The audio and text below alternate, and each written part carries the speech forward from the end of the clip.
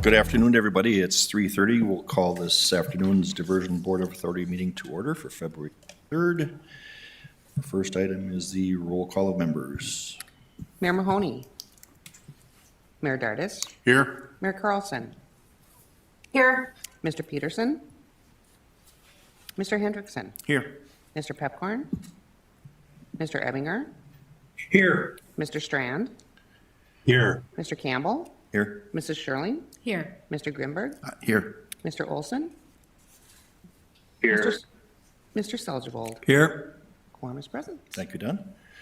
All right, item number 2, approval of minutes from January 26th. So move. Second. You have a motion and a second. Okay. Further discussion? All in favor? Aye. Aye. Opposed? Aye. Opposed, the same sign? Motion carried. All right. Item number 3, approval. We're getting echoes here. We'll need to remove 3C1 from the agenda that was tabled at finance. Okay, so we're going, the order of agenda we'll do first, and then we'll do the approval of the consent agenda, and that's when we'll do the removal. Is that the correct order? I think we can remove it during the order of the agenda. Okay, Yeah. all right, so we want that item number C1 removed from consent, and that, we'll put that down. I understand that that was discussed during finance, so we'll put it, if that's all right with you, we'll put that under 9B, under finance reporting, if that works out. Yep. All right, so with that, is there a motion to approve the order of agenda? Move to approve as amended. Thank you. Second. We have a second. Any further discussion? All in favor signify by saying aye. Aye. Aye. Opposed, the same sign? Motion carried. Okay, now we will go into the consent agenda itself. Move to approve the consent agenda. Okay. We have a motion Second. and a second. Further discussion? Roll call vote, please. Mayor Dardis. Here. Mayor Carlson. Yes. Mr. Hendrickson. Yes. Mr. Ebinger. Yes. Mr. Strand. Yes. Mr. Campbell. Yes. Mrs. Shirley. Yes. Mr. Grimberg. Aye. Mr. Olson. Mr. Seljevold. Aye. There's everyone. All right, thank you. That carries. We'll move into our regular agenda. Item number 4, Executive Director Report. Good afternoon, Joel. All right. Thank you, Commissioner Campbell. This last month, we had a number of public presentations. I just want to talk about each one here. I presented at the Lake Agassiz Exchange Club, really kind of a project update. Folks were interested in where construction's at and how we're constructing in the winter, and we had a good exchange there. At the City of Wolverton, Chris Bakigard and I were present, and we spoke with the City Council and Buffalo Red Watershed District about the levee project in Wolverton. We were able to get some consensus on a preferred alignment for that levee, and it seemed like there was some good comments within the City Council meeting, and so we will continue to push that progress of that project forward. I also did about a 45-minute presentation for the Chamber Leadership Group related to the diversion and the impacts that the completion of this project is going to have on the community. So that was a very engaging presentation with a great group of people. And then Chris Bakigard and I also attended the Holy Cross Township. So we continue to try to make progress on an MOU with them, as well as discuss township road closures in Holy Cross for SE4.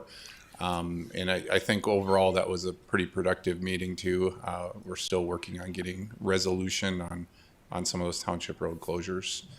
And then the last thing I just want to report out this month is the BNSF acquisition for the channel right away. This was approved this morning at the Cass Joint Water Resource District meeting.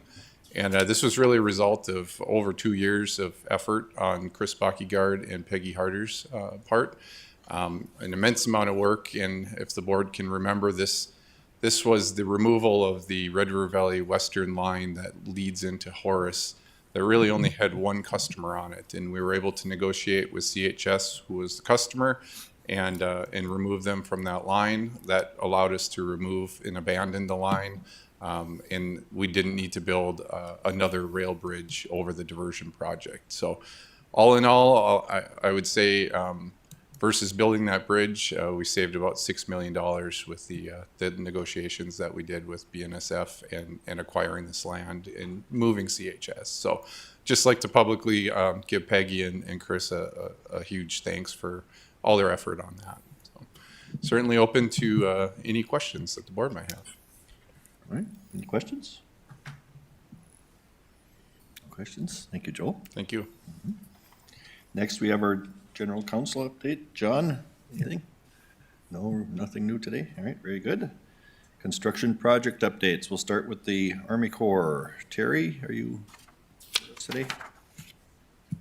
I am, sir. Good afternoon, Commissioner Campbell and board members. This is Terry Williams with the Corps, and here's our monthly update. We still have a few of our construction projects shut down for winter, but we do still have work ongoing. So at the diversion inlet structure, approaching completion of that structure, and we're making preparations for training of diversion authority staff on the required O&M for that structure, and it will likely be maybe this spring or summer for that training. Down to number 2, the Wild Rice River structure. There's some great drone footage of that showing the ongoing concrete placements at the bridge and then at the entrance of the structure. Number 3, I-29, that's basically shut down for winter. SC1 reported last time that that's been turned over to the Diversion Authority for operations and maintenance. Number 5, the Red River structure. There's also drone footage of the ongoing pile driving for the foundation at that site. Number 6, Drain 27. What's new on that one is that we did put out for bids for a contract to do the native plantings in that 5-year maintenance service contract. We hope to award that in mid-April so they can start seeding right away in the spring. Number 7, Drayton Dam. Removal of the existing dam. It looks like that's probably going to happen in June, and that'll be a huge milestone. And we will organize some kind of media event, and of course, bring the natural resource agencies in on that one.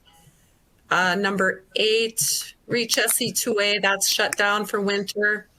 And then last but not least, our ongoing design on the Southern Embankment reaches, making some great progress still, and in preparation for awarding 3 additional contracts in 2024. So SC1B, SC2B, which is probably going to be the largest Southern Embankment contract, the dam itself that we'll be putting out for bids on the entire Southern Embankment. That'll be the largest one. And then SC4 as well. Should be awarded in 2024. With that, that's the end of my update, unless there's any questions. Any questions of Terry? All right, thank you, Terry. Thank you. All right, next, the SWDCAA project update. Chris? Commissioner Campbell, members of the Diversion Board. We've added some detail to the update map, so I'll walk through that a little bit. Before I get into that, I just want to give you a quick update on the design submittal process. Steadily working through that, we pretty consistently have 40 to 50 different packages that we're looking at any one time through our design and construction teams. So that process is running very well between us and our RVA. We did have in the last month 11 new packages approved between us and our RVA. So again, things are moving forward. A lot of those are utilities right now, so you don't necessarily see some of those on the construction map. That would have made the map very messy, but there are I think 9 of those packages were utilities. So really working hard to keep the utilities out in front of the main channel construction, and that's going well. So on the update map, we added a little bit more detail from last month. So just to kind of give you a flavor, we're intending to continue to evolve this a little bit, but mostly just wanted to continue to show kind of what is happening and then give you a little insight into what's coming. So the items in tan, the tannish color on the map are things that are already in process or in construction. So those are the same ones that were under construction last month. Again, on this map, if you look, the items in more of the teal color are things that are projected to start construction within the next 30 days. And then more of the purplish color are items that would be scheduled to start construction in the next 60 days. So again, with being kind of on the edge of winter season here, I think this map might not hold perfectly true as we see how the spring goes. A lot of that will be dependent on kind of how much how the snow melt goes and how quickly that happens. Hopefully slow enough that we don't have any flooding issues, but get them out in the field. Anticipate they will be out in Reach 3, which is the segment that is just west of I-29. Likely within the next couple weeks, they'll be out there starting to remove topsoil and actually starting some excavation. That will likely happen whatever the weather is. Some of the bridge and inlet ones will be dependent a little bit on how the spring melt goes. Again, one item to note, they are intending to get started on the Maple River Aqueduct within the next 60 days, so we're working hard with them to try to finalize those details as we go right now. One item, we did present this to the planning committee, so Peggy, if you scroll down just to the bottom, we are going to work this month on adding a similar type of coloring to the CORS project. So we'll work with Terry and her team and with our graphics team just to give a little bit of a similar look. That'll just mirror what Terry's has, but then you'll see kind of on this one map kind of where the whole program is at, not just the diversion channel piece. So with that, I'd stand for any questions you guys might have, and if you don't have questions, we'll step right into the drone video too. So. All right, any questions? All right, I think everybody's satisfied with that, so we'll move on. We have a lot to show you this month as progress is made on the FM Area Diversion Project's gated control structures. I'm Tom Fuchs, the MFDA Senior Construction Manager, with an update for you. Our view starts at the Wild Rice River structure, where concrete work has progressed despite the weather. With temperatures well below zero at times, work has continued, and crews have relied on temporary heating and sheltering to thaw subgrade, preheat surfaces in advance of the pours, and to protect concrete as it cures. Crews recently completed concrete work on the structure's mechanical platform bridge deck, vehicle service bridge deck, slope protection slabs, and are working to complete the upstream approach apron. With riprap placement underway as well, the project is nearing a milestone of permanently diverting the Wild Rice River through the control structure. As we move east to the Red River structure, crews are busy driving piling. About 16.5 miles of piling will be needed to support the structure, which will be the largest of the three constructed. The first of many of the structure's concrete placements is expected this spring. Nearly 30 miles to the north, excavation on the stormwater diversion channel continues 24/7 except during extreme weather. We are up to about 3.5 million cubic yards of material moved. Thanks for following along with our progress. If you would like to see some of the people behind the work being done, head over to our YouTube channel or visit fmdiversion.gov. Yes, Mr. Chair, can I ask a quick question? How in the world do they pour cement? To me, that's amazing. Can someone talk a little bit about that? How that process is going? Because obviously we assume the construction season ends at a certain point, but not anymore. So if you don't, I apologize for getting out of order, but if you don't mind. that's perfectly fine, and we've got just the man to answer that, Chris. Yeah, in general, if you look at the picture here, you'll see the plastic over the top, so that basically they have to heat it. So they'll provide some sort of housing for the concrete. For ground that's frozen, they'll place thawing machines out, so they'll pump heat into them to thaw the ground out. So we still have the same tight specs, so they have to keep it housed, monitor the temperatures very closely. They'll use admixtures that help with the concrete curing to make sure that the temperatures stay stable. So it is possible, it's just more expensive and takes a lot more time. So all the equipment you see on the top of the bridge, those are the heating units that are pumping heat into the housing to keep the concrete from freezing. So it's just a lot more effort. Can I ask one follow-up? So the mix is different though than that you would use? It's the same mix. They sometimes will use hot water or heated water, and then there are some admixtures they sometimes will put in depending on where the temperatures are at that just either slow or accelerate the curing times so that they can make sure that they keep it within the right temperature range. So. All right, very good.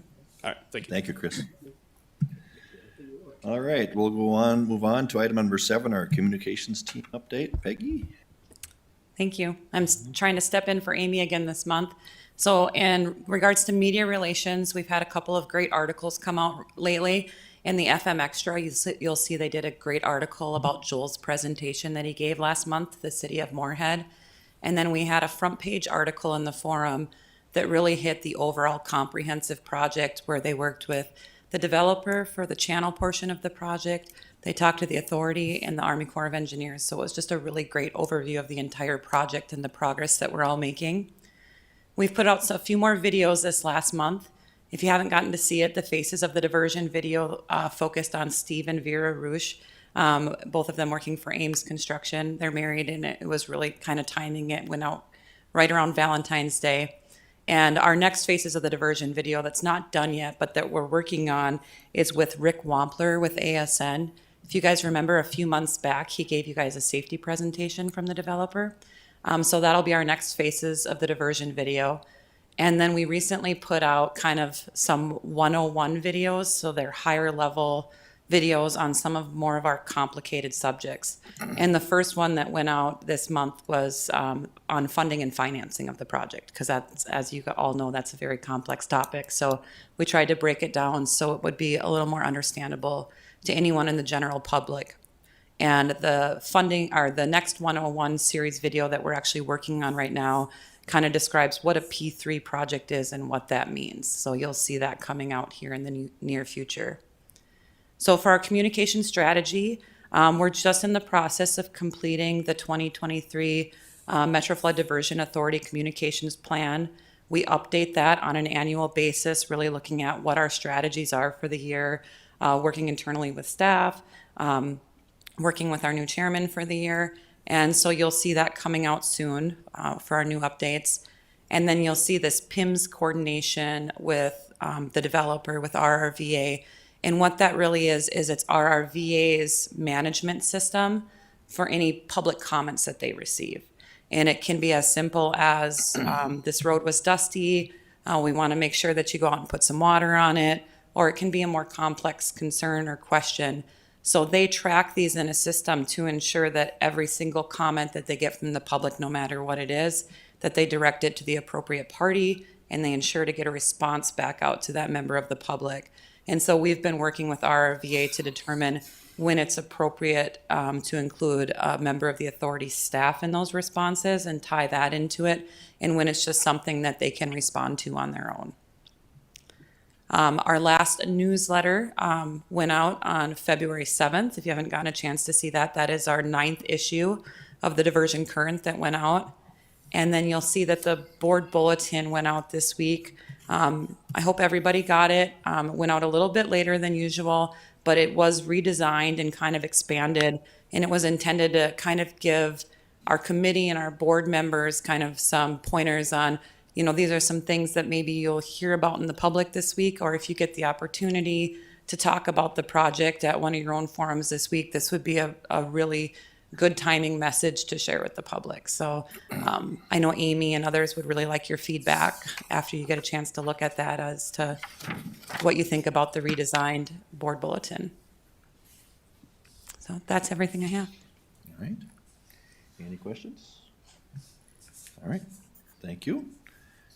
Then we will now move into land management update, and I believe Jody is going to be I am. Thank you. Hello, Jody. I feel like saying good evening instead of good afternoon, Commissioner and members of the board. And thank you to all of you that have been holding on for 7 hours through board meetings today. The first slide that we have before you is a slide that you're used to looking at. The one on the left-hand side is a comprehensive overview of the progress that we've made throughout the project for the property acquisition. The one on the right is a little bit more detailed to the upstream mitigation area, which is where most of our efforts are focused at this point. On page 62 of your board packet then, you'll see the construction footprint looks a little bit different than it did last month. Last month we were reporting 93.4%. That change in reporting is because we've pulled out any of the acquisitions that are going through the quick take eminent domain process or the regular eminent domain process. That's to ensure that we have consistency in reporting because we're providing a new slide to you that will come down onto slide 64. On the next slide is slide 63 on page 63 of your packet. I apologize. I'm not going to get into too much detail on this one just because it's a little bit difficult because we're not comparing apples to apples this month because we're changing kind of how we're reporting numbers out. But please know that we have closed on 15 parcels in the past month. Environmental monitoring easements has remained level, and the storm water diversion channel looks like it's sitting at about 89%. Within that component of the project, we have fully negotiated all of the settlements that we need. We're just waiting for those to close. The same with the Oxbow, Hickson, Baki. That should be at 100%. We have a quick take eminent domain process that we're working to negotiate a settlement on. The next slide, slide 64, is the new slide that our team has been working diligently on. It was a little bit of a complicated effort to bring this forward to you today, so I hope this is able to provide you with some beneficial information. Within the construction footprint, we are working with 302 owner groups, and we call them owner groups because they're not necessarily always individuals. The construction footprint, just to remind you, is the diversion channel, the Southern Embankment, in-town Oxbow, and Drayton. Within that area, we do have 253 settlements achieved. We are still negotiating with 30 owner groups. The majority of those are going to be sitting in the Minnesota side as we got finalized drawings for both SE4 and SE5. And then again, we have 19 in litigation. And so that litigation is a component of both quick take and the regular eminent domain process. Then if you look down, it's the 570 parcels are involved with 302 owner groups. Note that tomorrow we will be closing on several of these. So Mr. Stu Johnson is involved in a land exchange along the channel. So when you see this next month, that will drop by one owner group that's in litigation, but 3 parcels will have settled and achieved. So you can see how we have fewer owners and many parcels. The same goes for the UMA footprint. There's 254 owner groups, but there's 563 parcels. And we just continue to kind of keep negotiating with those. On the final slide, then, we're just providing you with a quick update of where we are at with our key activities. We do continue to negotiate settlement agreements for all existing eminent domain actions. I know I was in Fargo yesterday and met with several property owners before I hightailed it back to Bismarck. I'm sure I could be home tonight. And then we continue to work through filing for eminent domain actions. Batch 3, I had to give authorization to file for those at the end of January, and our team is working through those. Batch 4 offer letters did go out. And I will be authorizing the legal counsel to file eminent domain on any of those that have not successfully negotiated next week. Same with SE2B. Last written offers were sent out several weeks ago to 7 property owners. Any of those property owners who have not negotiated a settlement agreement, we will be filing for eminent domain next week. And then batch 5, the Cass County Joint Water Resource District did authorize us to send out those last written offers this morning. And I'll stand for any questions you may have. All right. Questions by the board? Yes. Chad. Thank you, Mr. Chair. Real quick, so what is the total count, or and maybe this isn't a fair question, but right now, what is the total count of owners we've had to go to eminent domain with right now? It would be, it's a little bit tricky. And the only reason I say that, so what we have litigation actions with owners would be 33. Okay. I have authorized there it more is. than 33, but I just don't count them unless the action has actually been filed. Sometimes we're working through some title issues on the back end before they get filed, but we have completed the filing to date. We have 33 active litigations. Perfect. Thank you. You're welcome. Any other questions? Yes, Shirley. I'll just follow up a question off Commissioner Peterson's question. So if we had 33 that we filed, we continue to negotiate on those. How many have gone to judgment? So Commissioner Campbell and Commissioner Sherling, when you say go to judgment, do you mean like we've settled or do you mean that they've gone to trial? Gone to trial, yeah. I mean, Okay, how many have we, or you could do it the other way, how many have we settled? We've settled all of them. So we have gone to trial on a couple of issues that, you know, several of the plaintiffs have asked that we not use quick take eminent domain. And so we've gone in and asked that they, the courts make a determination of whether or not we have the authority to use quick take eminent domain. And if you recall, in the Brendan Jean Savageau property, the Supreme Court said we did not have the authority to use that. For all the other cases, the courts have determined that we can use it. And after those rulings, then the landowners have been engaging in settlement negotiations. So we actually haven't gone to trial in any case. I take that back, except for one. But the landowner did not show up to court and he was representing himself. So the judge ruled in our favor. Very good. So I don't know if that's what you're looking for. But as far as going in front of a judge or jury to determine the value of a property, we haven't gotten to that point yet. Very good, yeah, that's the clarification I was looking for, thank you. Excellent. Any other questions, Jody? All right, thank you, Jody. Thank you. Item number 9, finance update. Mayor Dardis, we have 2 items. Thank you, Chairman Campbell. Finance Committee met yesterday. Our net position is $179,428,919. And I will remind you that our cash budget for 2023 is $226,550,708. And as of January 27th, $11,121,715 have been presented for the bills. Yesterday, there was a question that was raised as to how sales tax collections for the month of January, effective January 27th of 2023, was $10,802,000. One of the items that was amended to the agenda at the beginning of the meeting was a proposal to, let me read it exactly, adding to the program budget for the 22, add program budget into the 2023 cash budget for recreational grant research. A member of the Metro Flood Diversion Authority had approached and asked that we give this consideration. The dollar amount was for $30,000 for grant writing or grant research, if you will. And the Finance Committee had a robust discussion about that. And at that time, we tabled it and for discussion today at the full board. Stand for any questions. All right, so is there a request of this board then to? The motion has been tabled, so I would move that the tabled motion be brought back to this full board to have discussion. Okay. All right, so who wants to start the discussion on that? Second. Oh, yeah, we need a second. I'm Second. sorry. Yeah, okay, we have a second by Tony. Okay, now the discussion. Mr. Chairman, I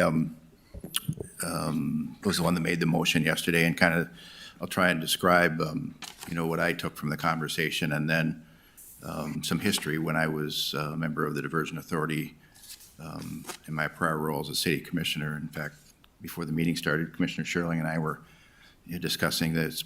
At least 5 years ago, we debated whether to fund a study for recreation, and that decision was made. MetroCog did complete that study, and the Diversion Authority, I believe, spent $250,000 on that study. So re-enter Tony Grinberg as a county commissioner, and the debate and the discussion, it just, first reaction, it seemed if we're going to fund a program to look at research and grants, then what's the goal? Is it a bike path? Is it 100 acres of land and tall prairie grass for planting pheasants every fall for youth hunt? What is it? Not knowing that I had fresh memory of the study and what it meant. And so in part, it was like we should have a full board discussion on, what is the plan? And if the desire is still to keep the Diversion Authority out of the recreation discussion, then should it be the legal entities that are interested in that? Perhaps the Cass County Water Resource District, communities, other entities, city, for example, to take on what is the goal of recreation, and then figure out what to fund. And so that was kind of the breadth of the discussion yesterday. It seemed like $30,000, which isn't a lot of money, but there really needs to be a plan of what we're doing rather than just going on a fishing expedition, in my opinion. So I felt we should have a full discussion if there are other ideas on that, recognizing we've already funded a study, what group should take this forward, because what was shared yesterday is pretty clear. It's not the Diversion Authority that's going to take and lead the recreation program and/or sustain it and provide maintenance. So just a lot of questions. Thought we should have a full Diversion Authority discussion, and we, recognizing it's been on the table, or it hasn't been on the table, been discussed for 5 years. Certainly, we can come back next month and look at $30,000, have some kind of a written plan, what we're trying to accomplish, and then have a better, more informed decision. Sure. All right. Dave, do you want to make that? If you don't mind, I'm going to jump in. Sure, absolutely. I just think the main thing, though, is when the diversion is being built is the time to make sure we maximize what it's used for. And so my perspective is we might not be the leaders, but we should have a group that's participating in this, because my prediction is this recreation path along the diversion might be one of the most popular things that our area has 50 years from now. And so I think that obviously many entities, when you talk about park districts and the county and the different municipalities, they should be included. But to me, I think we should all participate. And so I agree the funding, the amount of the money is maybe not necessarily the most important thing. It's the concept of maximizing what's going to be going on. And even though the recreational trails are not the diversion, that's not going to be our main thing. It's going to be part of it. And so I guess that's the challenge from my perspective. Thank you, Mr. Chair. You're welcome. All right. Any other discussion? Mr. Chairman, Yes, Mr. Strand? this discussion I've been eager to have this discussion surface. I'm disappointed that we're getting it in the fashion we are. It seems like we're getting a bucket of cold water thrown on our thinking before we can even think creatively. I guess my view is I'd like to hear what was presented to the Finance Committee, because we're absent that information. I'd like to see a full board here presenting or hearing this discussion. I'd like to have some brainstorming unfold about the future of the diversion with regards to public access, public amenities, public utilization.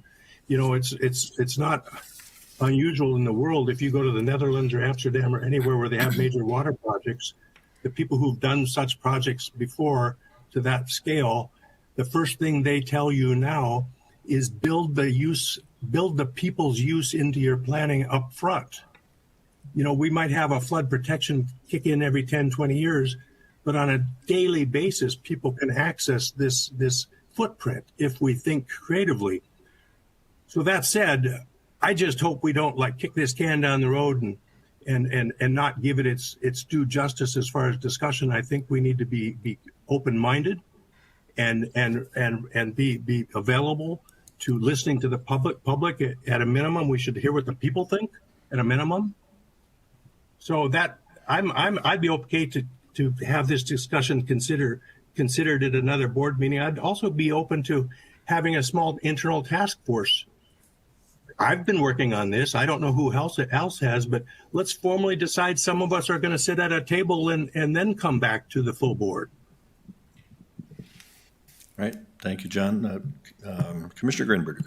Mr. Chairman, Commissioner Strand, you read my mind yesterday after we left and had some of the discussion. There should be a task force on this, so the related entities come up with what is it we want to accomplish. Is it just merely strictly a bike path? Then let's say that, and then figure out how to put a program together that's going to support and finance and maintain that. But do we have consensus on what it is?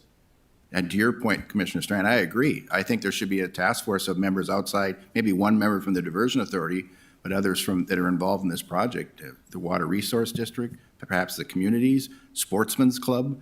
There's a Bikers Association. There's a number of entities, I think, who would form a legitimate task force to say, what is it we want to do? And then figure out how to attract grants to fund it or engage the state. So again, I still think it's a little cart before the horse, but to your point, Commissioner Strand, a lot of time's gone on. I can see your frustration, understand and appreciate that, but for this to move forward, it's got to have a little more of an action plan around it, in my opinion. So, Mr. Chair, if you Yes. don't mind, Yes, Dave. if I could call Joel up to just talk, because right now, Councilman Chuck Hendrickson is the chair of the MetroCog, and so they've been included in this, so this has been an ongoing discussion, and so I think it's very important that, like Commissioner Strand said, we're not kicking the can, but we need to make sure that we are addressing this, because it's part of the diversion, I would say.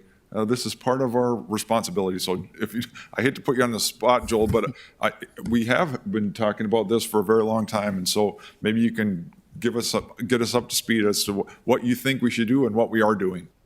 Yeah, I'll give a little background and context. And probably the second or third most asked question I get from the public is, what recreation features are you going to have? So there does seem to be interest in the general public as to what we're going to do out there, what could be done.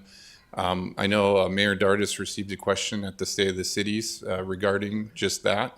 And I think he had a great response, and that, we don't have any immediate plans, but certainly something that we might look at after construction.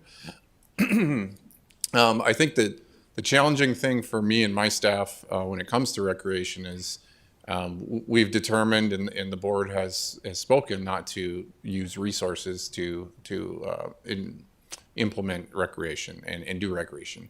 And I think that's an honor to the taxpayers with the sales tax initiative that was passed for flood control.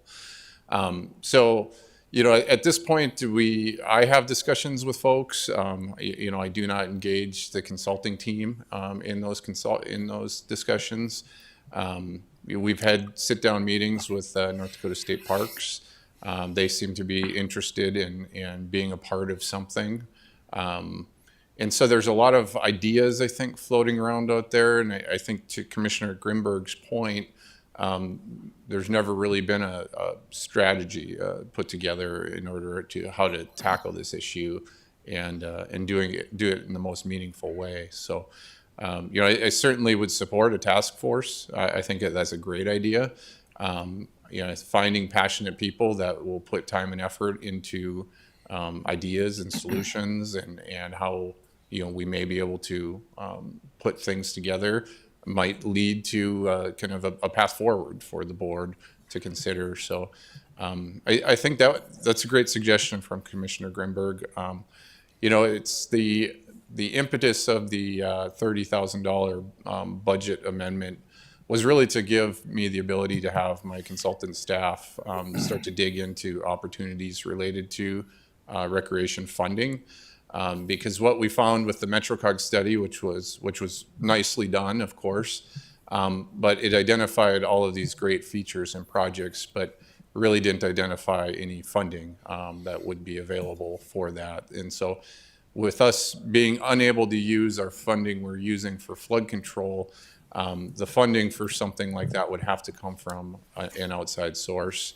And I guess a bit of reconnaissance in my mind was to be done with this budget amendment, where we could see what is even out there and what's available, and that might dovetail in with task force recommendations and be able to bring something of more substance forward. But I think this is a very good discussion, and I do think we need to be a part of it as the DA board, because there's a lot of complexities with, Cass Joint owns the land, MCC JPA owns the land underneath the project itself.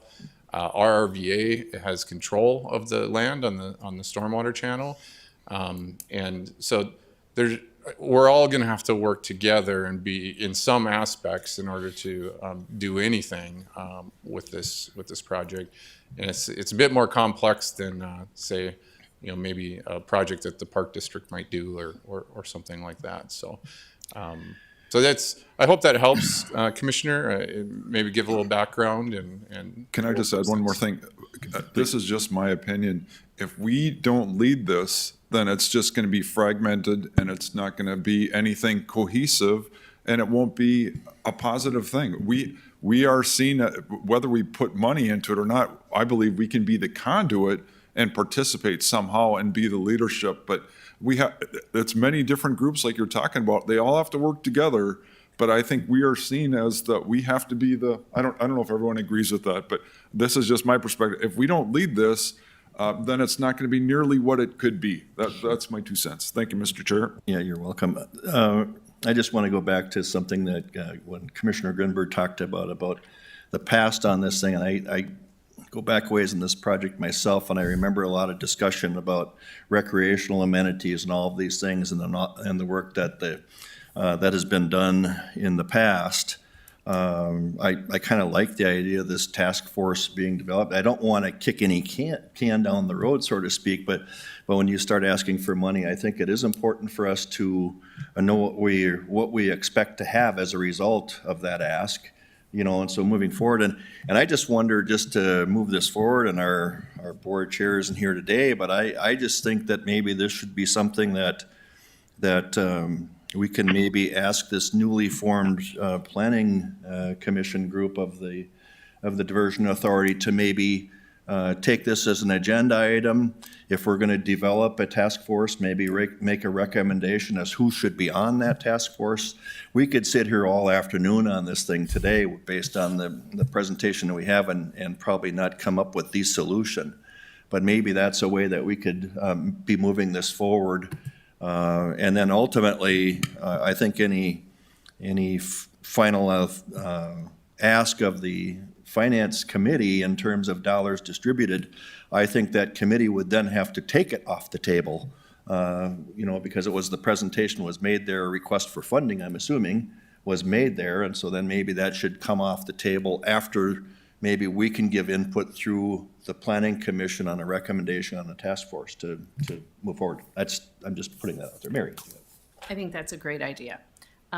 But I have one question, and maybe that would be for Mr. Shockley. What are our restrictions as far as financial support for something like this? Our sales tax language, I believe, restricts this to flood usage, and I really want to respect that that's how taxpayers voted on this, even though, we'd be looking for grants to fund this. Just want to make sure that we understand what our limitations are. I'd want to go back and specifically look at the sales tax ordinance. My recollection is it does reference flood control, but it may have a provision for other associated features of flood control, because there was some discussion about a trail. Like, there is an existing small trail in the diversion channel that's planned right now, and there were some, as part of the overall plan, some basic, wouldn't necessarily refer to them as recreational items, but there's like a trail and some trail heads that were included in the P3 package, and I think the Corps might have a few areas that could possibly be used for recreational also, but I can go back and look at that. I will note on an overall financial plan, right now we're kind of at capacity, so whatever additional scope you would add to the project, we would need to find additional monies to pay for that scope. Thank you. All right. Mayor Dardis. All great discussion. Again, a board member from the Metro Flood Diversion Authority asked that we place this on the Finance Committee agenda. And if any one of you were to do the same of anything, I would place it on the agenda for discussion, knowing full well that the discussion was deeper than just a stipend of $30,000.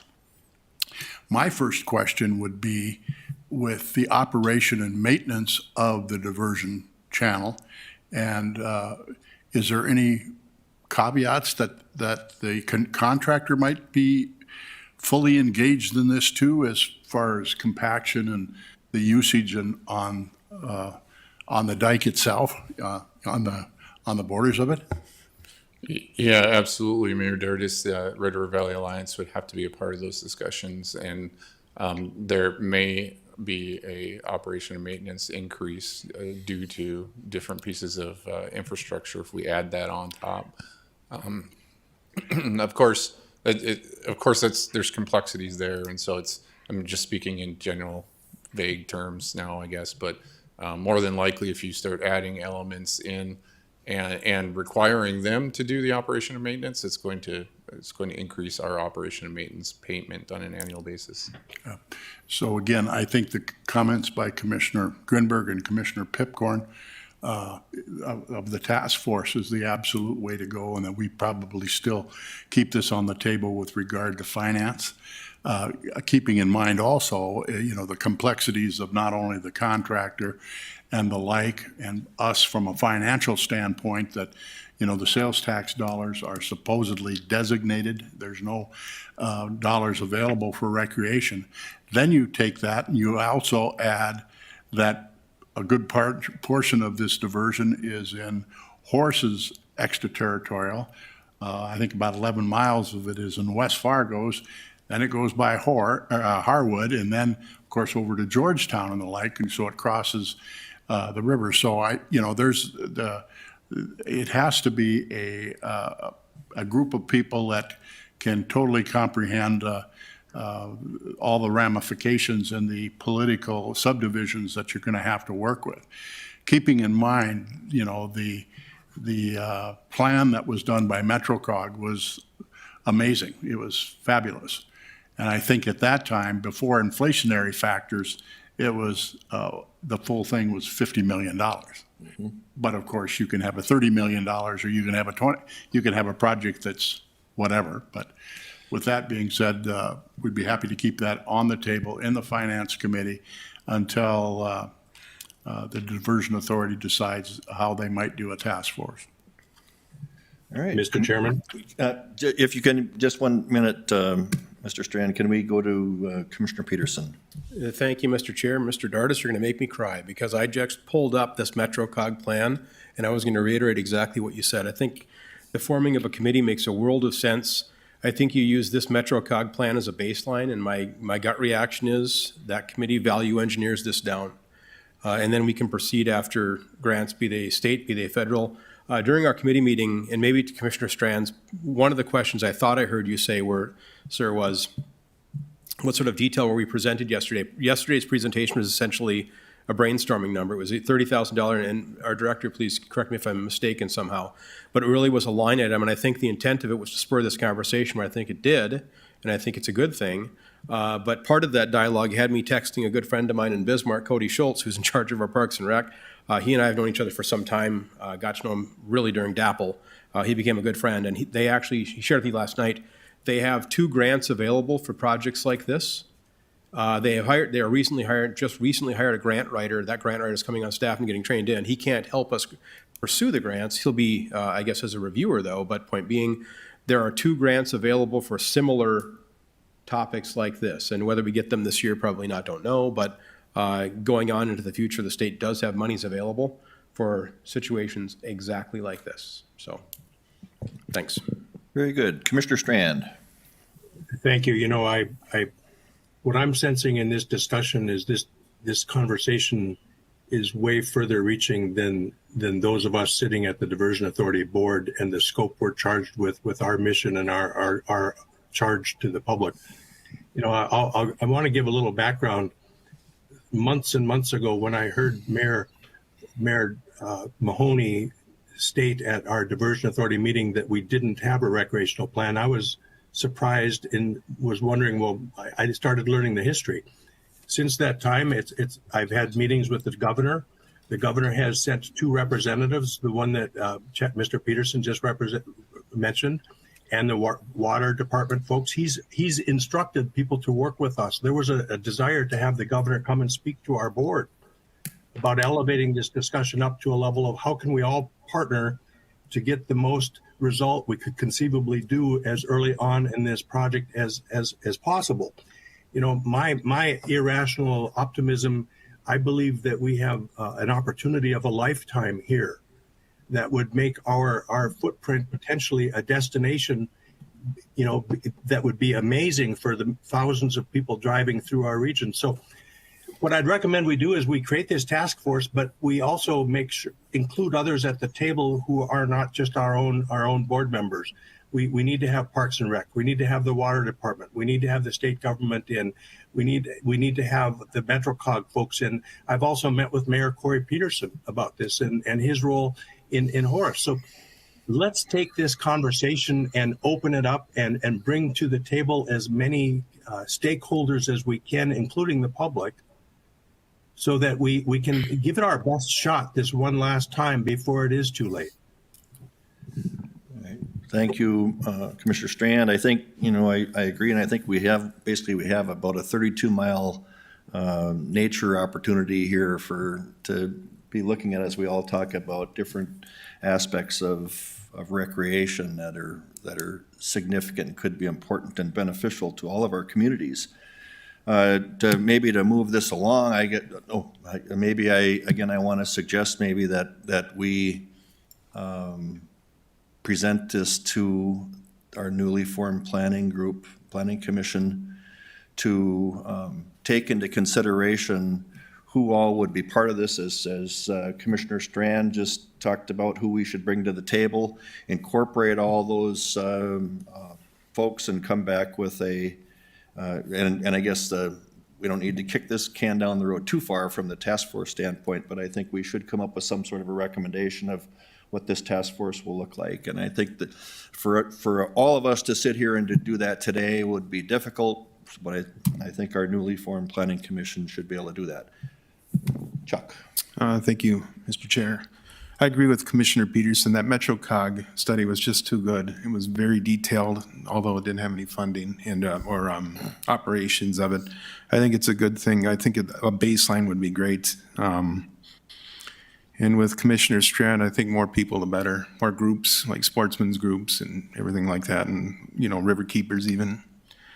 And I like the planning commission idea. Mr. Chair, I think that'd be a great idea for them to form this task force, so. All right, can we give some marching orders to Joel then to send this to the planning commission? Yeah. Are we good with that? Do we need a motion, Mr. Sure, Chair? yeah. I'd make a motion to formally forward this to our newly formed planning commission and allow them the power to direct this accordingly, meaning figure out who the committee should be and who participates and proceed in that fashion sooner rather than later. Okay, that's to establish a task force. Yes, sir. Okay, all right, we have a motion. Second. We have a second by Commissioner Sherling. Any further discussion? Seeing none, let's do a roll call vote on this, please. Mayor Dardis. Yes. Mayor Carlson. Yes. Mr. Peterson. Yes. Mr. Hendrickson. Yes. Mr. Pepcorn. Aye. Mr. Emminger. Yes. Mr. Strand. Yes. Mr. Campbell. Yes. Mrs. Shirley. Yes. Mr. Grimberg. Aye. Mr. Olson. Mr. Silver. Yes. Aye. There's everyone. All right, then that motion does carry, so that. Commissioner Campbell, do we need to? Yeah, I was gonna just. Be in So, Mayor Dardis, also under the finance update, there was looks like there was, for information purpose, something from BNSF Railway Land Acquisition Directive. Did we deal with that? We did not, and I was going to call on Mr. Bakagard for that report. Okay. All right, Chris? Commissioner Campbell and board members, I'll keep this short. Joel did a nice job of summarizing kind of where we are with BN. Just maybe want to take a minute and just remind everybody kind of where we've been and where we're going. This was actually the second large milestone we reached with the railroads. This last summer and fall, Red River Valley Western successfully abandoned that rail line and did rail removals on behalf of the project. So we've gotten that complete. This next step secures our land rights for the channel construction, which was our primary objective. This transaction also allows us to close with CHS Elevator. As Joel mentioned, the one operating entity on the rail line. Then what will come next is the the BNSF has to step through a North Dakota statute process for disposing of abandoned rail property. They will continue that process. We are in the first line of that with the channel purchase. They will continue that. At the conclusion of that, if there's any property left along the corridor that hasn't been requested by another entity, we have agreed that we'll re-engage them. And so there will likely be one more transaction with BN that will come a little bit further down the line that we'll have to settle with as well. So if there aren't any other questions, I think Joel did a nice job summarizing. I do want to maybe take one more minute and just thank our team. Was a little bigger than Peggy and I, as with all things on the diversion project. Katie Schmidt with Onstead Twitchell did a yeoman's effort putting together all the legal documents and doing all the research on this. We also had one of Jacob's rail engineers helping us navigate the rail processes, Jason Ruth. So I want to make a shout out to those guys as well. They were a key part of our small group that helped carry this item forward. So with that, I'll stand for any questions if anybody has anything more on the process. Okay, Commissioner Shirley. A couple of questions. So what were you alluding to will be the next step that you'll be bringing back? So in the process of a railroad selling land or a rail property that they are not using anymore, North Dakota has a state statute that they have to follow that prescribes which entities, either private landowners or public entities, have rights to make a claim to or to purchase those lands. The first tier of that is if a property owner has land on both sides of the railroad track, which we fit as Cass County Joint owning that across the channel. There's two other landowners that have that ability to make that request to BNSF that do own land on both sides, two private entities. So BN will reach out to those property owners next. Then there's a tier that allows a public entity to come in and make a claim for public use. Horace has sent a letter in to BN saying they'd be interested in having a discussion with them about pieces of the corridor for the possibility of a recreational trail. So that discussion will happen. And there's one more step for folks that have agricultural land along the railroad. And there are a couple of segments where there are some ag land left. So BN will step through that process. At the conclusion of that, if there's any pieces of the corridor that haven't been purchased, we have committed to BN that we would purchase those as a part of the resolution to secure the land for the channel. So, And the follow-up question, what is going to be our obligation as far as maintenance? as long as we own the property, we will be responsible for some level of maintenance there, basically keeping the weeds down. Again, that'll be a follow-on discussion with our lands team, I'm sure, as far as how long, if at all, we want to keep ownership of any parts of the rail corridor. But Is there cleanup that we need to, is that going to be an expense that we're going to have to deal with at some point or not? No, the Red River Valley Western did a nice job of cleaning out the rails and the ties, so those were the two main items. We did ask them to leave the ballast in place, so if there was a public use for any type of a trail, we had a base to work off of. If the public trail piece doesn't happen, there would be some removal of the ballast at some point in the future, but as of now, no, there isn't any, other than just the maintenance of keeping trees trimmed and grass cut and weeds down. That's the only maintenance that we're obligated to. Well, and then just finally, I would say congratulations and thank you to everyone that worked so hard on this. It's taken years, and it was a creative solution and not an easy entity to work with Nope, necessarily. definitely a process-driven entity for sure, so. Thank you. Thank you very much. All right, thank you. That's Is that- all I have, Mr. that's everything? Chairman. Maybe if I just, finally, if I can just go back to 1 second on this potential task force. I would suggest that any board member here who has somebody who they think would be of interest that should be part of the task force, if the board members want to submit that information to Joel so that we can help incorporate how we would ultimately, the planning commission could ultimately determine who would serve on that task force. But that would give everybody on the board an opportunity to put some thoughts into who would serve on that.